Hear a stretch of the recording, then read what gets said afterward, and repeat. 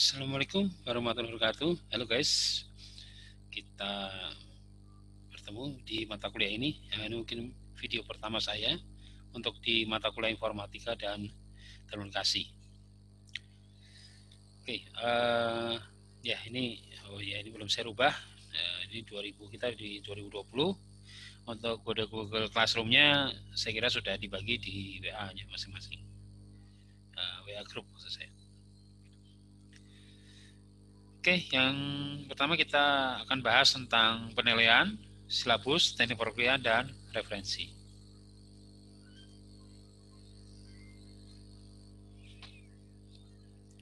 Penilaian. Nah, penilaian untuk mata kuliah ini, untuk kehadiran, saya hitung akan 10%. Tugasnya ada mandiri dan kelompok 15%, presentasi 20%, UTS 25%, dan UAS 30%.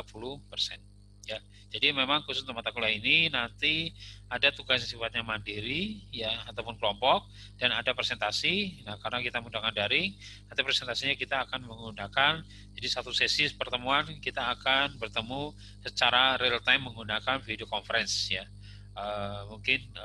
Nanti kita lihat apakah kita menggunakan sekarang ada banyak pilihan bisa menggunakan WA, Zoom ataupun Google Meet.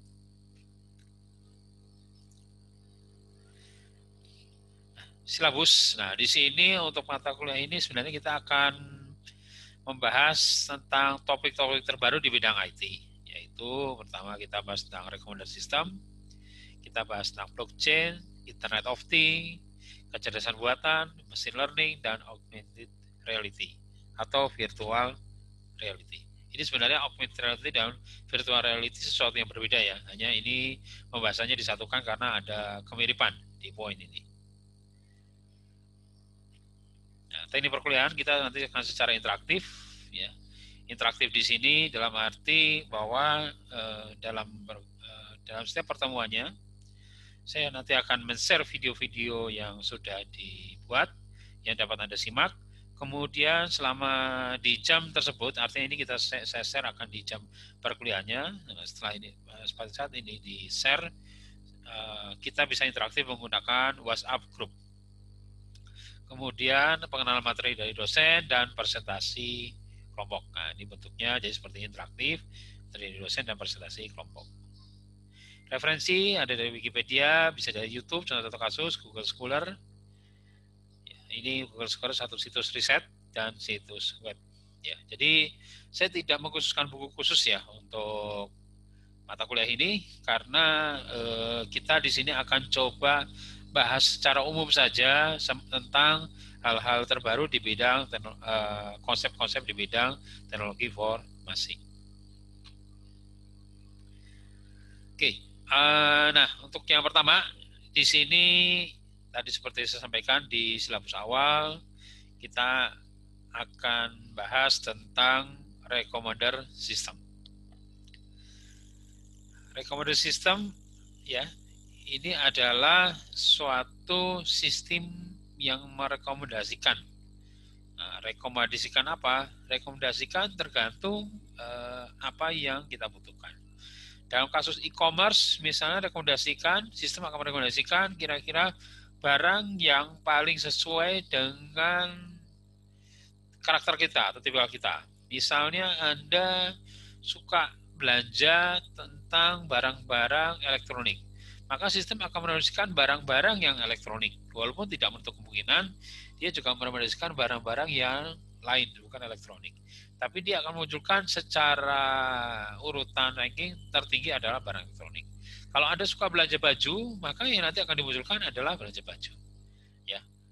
Nah, mungkin yang jadi pertanyaan apa? Bagaimana kalau dia bisa merekomendasi tersebut? Nah, sistem rekomendasi sistem ini dia akan mempelajari ya karakter data-data apa yang sering kita belanja.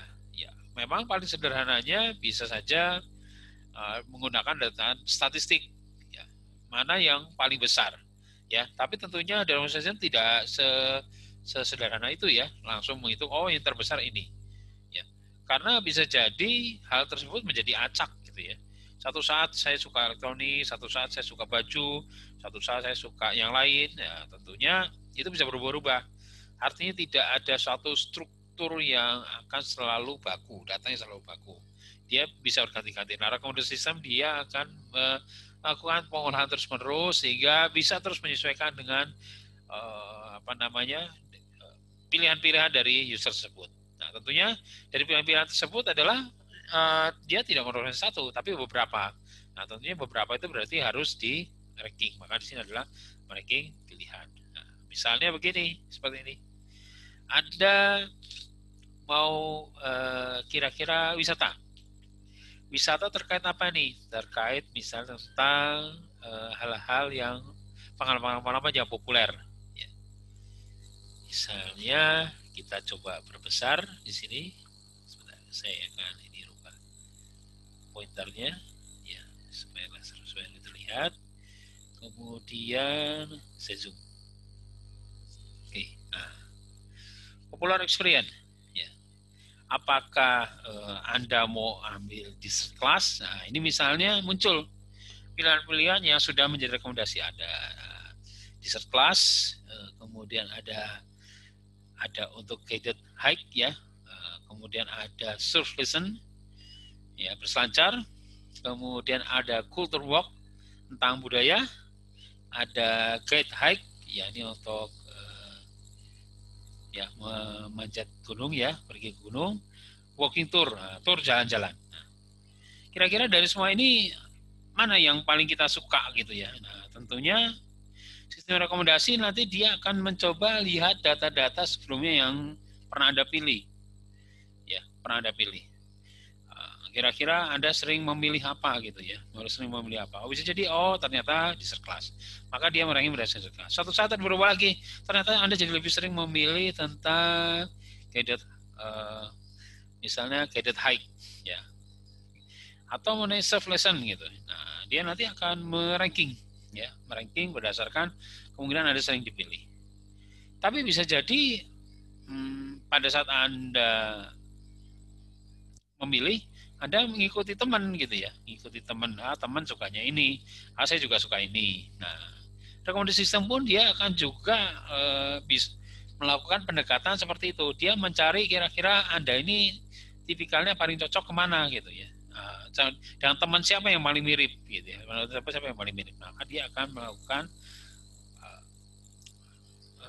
rekomendasi sesuai dengan paling mana teman yang paling dekat miripnya. Terus kemudian misalnya untuk hotel, where I stay, ya, di mana nanti saya tinggal, apakah saya tinggalnya lebih suka di rumah, apakah di hotel, ataukah hotel yang ada ruang tamunya, atau harus yang besar, ya itu menjadi satu pilihan yang nanti rekomendasi akan memberikan mana yang paling tepat untuk Anda. Nah, kurang lebih konsep ide dasar rekomendasi adalah seperti itu. Ya, dia membantu Anda memilih. Dan secara tidak sadar sebenarnya ini menjadi bagian dari aplikasi kita yang sekarang banyak berjalan saat ini. Contohnya, saya tidak nyebut produk ini sebagai saya sebagai di bawah sponsor ya, tidak ada maksud seperti itu, tapi supaya lebih jelas. Contohnya misalnya Bukalapak, ya, Bukalapak, ya. Nah, apa yang paling sering Anda belanja, maka begitu Anda masuk itu yang kemudian paling sering muncul. Atau bahkan Anda tidak mencari apa-apa, tiba-tiba muncul, tiba-tiba Anda ditawarin barang tersebut, gitu ya. Terus di aplikasi misalnya di JDID, nah itu juga seperti itu. Ya itu dalam bisnis dia akan seperti itu. Atau tiba-tiba di akun Facebook Anda muncul iklan dari suatu misalnya Lazada. Kok muncul barang di Lazada yang kira-kira memang sesuai minat Anda. Anda suka elektronik, di Facebook tiba-tiba muncul Lazada elektronik. Kok bisa gitu ya? Artinya memang pernah terrecord ya, bahwa Anda melakukan transaksi ataupun tidak sampai beli, Anda pernah memilih barang-barang tersebut. Dan itu terekam bahwa untuk user ini dengan akun Facebooknya ini, dia memilih ini. Sehingga begitu muncul di Facebook, terekomendasikanlah itu seperti itu. Ya, tentunya nanti Anda jadi terpancing untuk mengklik, terus Anda masuk ke situs Lazada, akhirnya jadi beli, gitu ya, seperti itu. Nah, itu rekomendasi. Ya. Nah, di sini ya, tentunya tadi dari rekomendasi kan ada pilihan. Tentunya nanti harus di ranking. apa dasar dari rankingnya? Nah, bisa berbagai cara, berdasarkan kesukaan, berdasarkan pengalaman lalu, berdasarkan jenis, ya misalnya film berdasarkan jenis film, berdasarkan penonton yang terbanyak, penonton yang lain terbanyak, berdasarkan saran teman, berdasarkan detail daerah item, misalnya tempat wisata, apakah ada gunung, ada pantai, berdasarkan informasi temannya pernah berkunjung, berdasarkan info dari media promosi, review media, berdasarkan keinginan sendiri, karena memang suka atau mendapatkan pengalaman baru. Nah, itu cara ranking. Nah, tentunya yang cari berikutnya adalah itu tadi ranking berdasarkan apa gitu ya. Nah, sekarang bagaimana untuk mendapatkan data-data tersebut? Nah, itu sebenarnya bisa berbagai macam cara pendekatan. Nah, ini contoh untuk case-nya menentukan kesukaan dari satu objek. Jadi, supaya sistem rekomendasi bisa meranking, dia sebenarnya melakukan survei lebih dahulu. Artinya kan dia bisa meranking, dia palingnya perlu punya data ya. Nah, punya data, nah ini cara untuk menggunakan datanya adalah bagaimana? Nah, di sini misalnya, ya, jadi tahapan sebelum ranking yaitu menentukan kesukaan pengguna yang ada dari satu objek tertentu. Ya, metode yang digunakan seperti berikut. Ya, jadi seperti ini. Ya, model user like ya, ada berdasarkan visual, berdasarkan tag feature. Ya.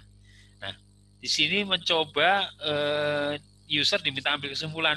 Kira-kira gambar ini menggambarkan apa? Oh, ada yang menjawab London, ada yang menjawab Woman, ada yang menjawab Candid Bike, ada yang menjawab New York, ada yang menjawab Manhattan, Chicago Street, ya. Terus ada yang memilih street fotografi. Artinya di sini dikasih pilihan kata-kata. Nah, kira-kira mana menurut user ini dari gambar ini mana kata-kata yang paling ini? Nah, ini hurufnya paling besar nih ya. Hurufnya paling besar, ada London, ada street fotografi, ada woman, ya berarti gambar-gambar sini berkaitan dengan kata-kata ini. Nah, artinya ini akan menjadi sampel data dasar untuk sistem bisa merekomendasi berikutnya. Jadi kalau ada user memilih gambar-gambar ini, maka dia nanti akan direkomendasikan muncul London. Gitu ya. Kasih gambar ini, muncul London. Atau muncul street fotografi ke user yang sedang mencoba mencari-cari, ya, menawarkan hal-hal yang kemungkinan akan paling mendekati dengan keinginan user tersebut, ya. Nah, karena dia memilih gambar di sini gitu ya, memilih gambar di sini, dan kan sudah punya data. Jadi di sini ada yang namanya model user like, ya. Jadi kombinasi dari visual feature sama tag feature. Ya, jadi maksudnya tadi gambar tadi adalah disediakan foto yang diberikan ke user, kemudian diberikan list kata untuk memilih user, memilih kata yang paling tepat untuk menggambarkan foto tersebut. Jadi contoh di slide 9 diberikan gambar dan list katanya diantaranya adalah London, Candid, York, street photography. Nah, kata-kata yang paling banyak pilih user diwakili huruf yang paling besar, menunjukkan kata yang paling disukai untuk gambar tersebut. Jadi kalau hurufnya kecil, ya berarti masih sedikit itu sebenarnya yang milih. Tapi kalau hurufnya jadi membesar itu artinya jadi banyak yang milih. Ya. Nah, bagaimana cara satu rekomendasi sistem itu dia bisa bekerja gitu ya tadi bisa ini. Jadi di sini ada data dari profil pengguna. Nah, mendapatkan profil pengguna bisa dengan cara tadi, ya. Ada bisa dari data komunitas, ya, data komunitas. Ya. Ini juga sama. Ya, bedanya kalau di sini adalah si pengguna itu sendiri yang nanti akan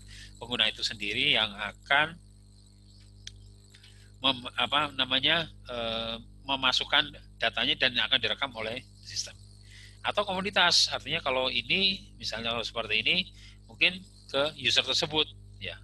Tapi kalau dia komunitas seperti ini, berarti nanti ada banyak user nih yang disuruh milih ini sehingga munculnya mana yang paling banyak muncul, mana huruf yang terbesar. Atau berdasarkan fitur produk, ya, fitur produk ini juga bisa, ya, fitur-fitur produk itu dimasukkan, ya, misalnya kategori barang-barang yang bentuk elektronik, misalnya elektroniknya menggunakan microchip, nah, nanti muncul barang elektroniknya seperti itu. Atau fitur produknya di sini untuk sepatu wanita yang untuk pesta, nah, muncul sepatu pesta. Nah itu kurang lebih itu, ya, bisa seperti itu ya. suatu pesta yang ada hak tinggi misalnya untuk perempuan, kalau laki-laki ya model ada haknya juga gitu ya. Atau bisa juga berdasarkan model pengetahuan, ya, model pengetahuan. Ya, artinya model pengetahuan sini ada semacam database, ya, database dimasukkan ke sini. Nah, berdasarkan ini semua, nah, user yang nanti akan akan direkomendasikan nanti keluar seperti ini, ya. Nah, ini kalau kita gabungkan ini semua, ini disebut namanya hybrid recommender. Ya, sebenarnya recommender nanti ada banyak ya, ada hybrid, ada content based, ada kolaboratif gitu ya, ada knowledge gitu ya. Nah, ini saya contoh gambarkan ini hybrid, berarti gabung semua. Ya. Kombinasi variasi kognisi dengan rekomendasi berbeda. Jadi nanti muncul item 1, item 2 dan sebagainya. Dan nanti ada satu proses yang secara formulasi, secara algoritmik matematis muncul skor-skornya. Ya, nanti bakal dilakukan semacam ranking.